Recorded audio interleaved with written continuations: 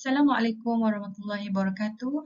Untuk pembentangan tugasan 3 STID, ini memperkenalkan ahli kumpulan kami seramai 2 orang iaitu saya Nurul Atikah binti Muhammad Sabri, nombor metrik 290231 dan pasangan saya Muhammad Amirul Iqmal bin Arsyad, nombor metrik 290184. Yang pertama adalah pendahuluan. Okey. Transformasi pendigitalan adalah proses pengubahan analog kepada digital untuk penggunaan teknologi. Transformasi digital lebih merujuk kepada cara teknologi itu yang telah merevolusikan perniagaan dengan bidang teknologi baru seperti pembelajaran mesin, data besar dan internet. Pendigitalan mempunyai spektrum yang amat luas dan ia bergantung kepada matlamat yang ingin dicapai oleh setiap pemimpin perniagaan dan pemimpin itu perlulah mengetahui perniagaan dengan baik dan memahami keperluan perniagaan. Pemimpin perlu mengenal pasti teknologi yang dapat membantu mengembangkan lagi perniagaan mereka serta menaik taraf dan mendigitalisasi perniagaan agar sesuai dengan perubahan landscape ekonomi. Okey, seterusnya tentang fungsi pasaran digital. Okey, platform pasaran digital mampu memperkenalkan produk dari penghasilan seseorang usahawan ke seluruh negara yang menggunakan platform digital. Contohnya, pasaran digital meningkatkan bidang lapangan untuk PKS dengan firma besar dari segi peningkatan produktiviti dalam operasi perniagaan seperti pemasaran, perakanan, penjualan dan pembayaran gaji serta pengurusan inventory. Selain itu juga, ekonomi digital gelombang baru mampu mewujudkan pelbagai peluang perniagaan serta pekerjaan sekaligus meningkatkan pendapatan rakyat secara menyeluruh termasuk di luar bandar. Dan ada juga usahawan yang menjana pendapatan secara sepenuh masa dengan melakukan siaran langsung di platform media yang mampu menarik ramai orang untuk mendapatkan barangan yang dijual dan mempromosikan lagi barangan tersebut ke pasaran yang lebih tinggi. Okey, di dalam pasaran digital terdapat kebaikan dan keburukan. Okey, antara kebaikan yang kita boleh dapat dari pasaran digital, yang pertama ialah memudahkan kegiatan pemasaran. Bermaksud, pasaran digital akan memudahkan lagi untuk mendapatkan pelanggan dan meningkatkan hasil produk ke pemasaran. Okey, yang kedua ialah menjimatkan kos periklanan.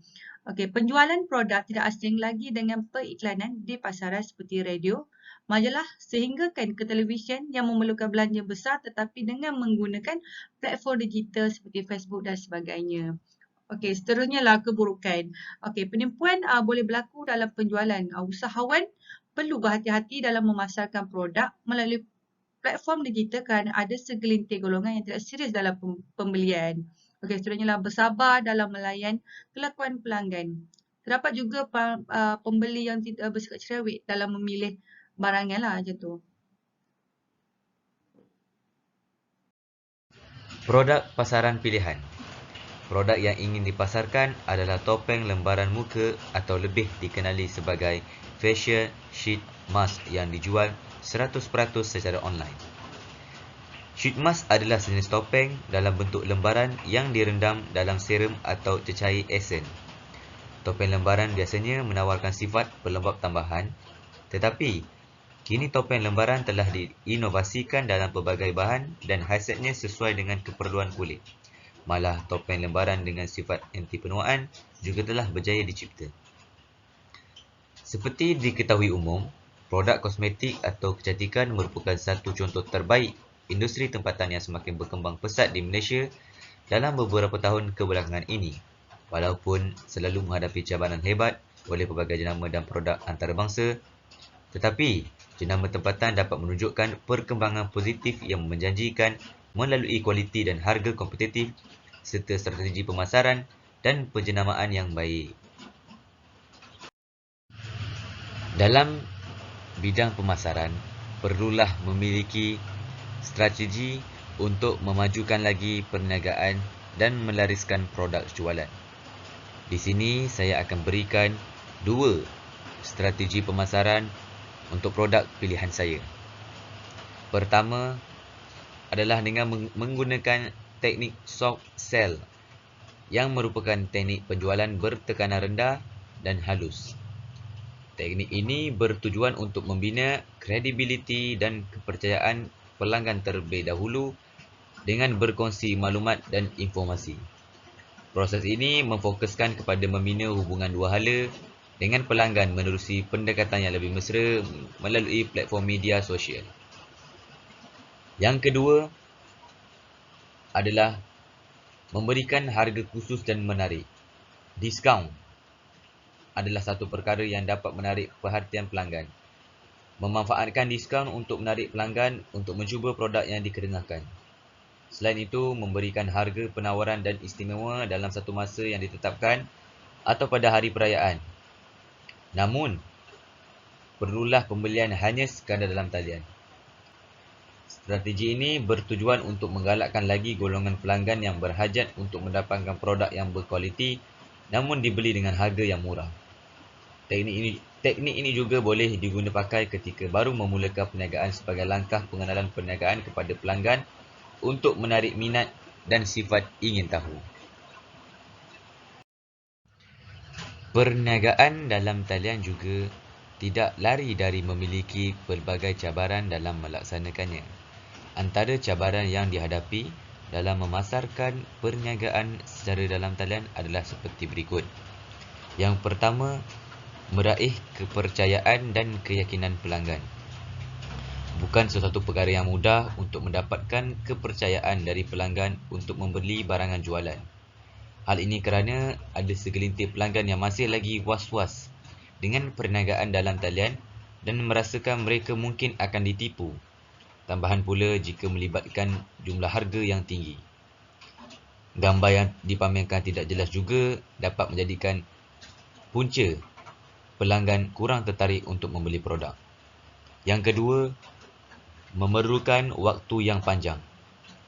Saat menjalankan perniagaan secara dalam talian, banyak waktu perlu diluangkan untuk melakukan jualan secara siaran langsung ataupun live di aplikasi Facebook, Instagram, TikTok dan sebagainya. Jika tidak mempunyai masa yang banyak untuk melakukan penjualan di halaman Facebook ataupun Instagram, hal ini secara tidak langsung menyebabkan penjual susah untuk mencari pelanggan dan menjual seluruh produk jualannya.